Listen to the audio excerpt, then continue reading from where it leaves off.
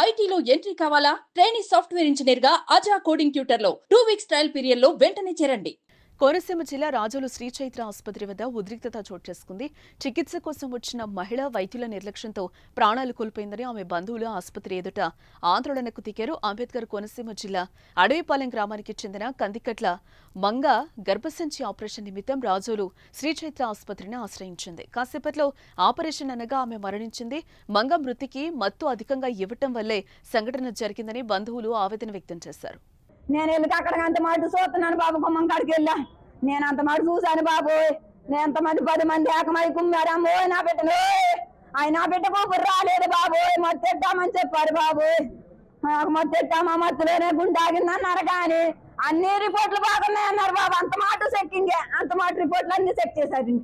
అంత మాట చూశారు. నర్సులు వచ్చేవారు, డాక్టర్ గారు 2 సార్లు వచ్చారు. ఏమైందంటే గుండు కొంచెం ఆగింది, మనము మొత్తం ఇవ్వటం వల్ల ఆగిందని చెప్పారండి. అదేంటంటే కొంతమందికి అలాగెళ్ళి వస్తుందమ్మా, కంగారు పడవలసిన పని లేదు, మాకు సాధ్యమైనంత మట్టికి చేస్తున్నాము, నీ బిడ్డ నీకు క్షేమంగా ఇస్తామన్నారండి. అక్కడికే బరుతున్నాడని నేను ఏమీ కాదమ్మా అన్నారండి. 10 మంది ఏకమయ్యో కుమ్మేసినా సరే నా ఆడపడుచు అక్కడ బయటకు రాలేదు బాబు. ఊపిరి లేదు బాబు. నా ఆడపడుచుని ఏం చేశారో తెలియదు బాబు.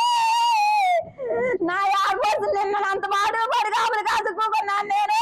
ఆపరేషన్ కు ముందు మత్తు ఇంజెక్షన్ ను వైద్యులు ఇచ్చారని, అప్పుడు గుండె ఆగిందని చెప్తున్నారు. అయితే చాలా మందిలో ఇలాగే జరుగుతుందన్న వైద్యులు రికవరీ అవుతుందని సమాధానం ఇచ్చి పట్టించుకోలేదని కన్నీరు మున్నీరయ్యారు.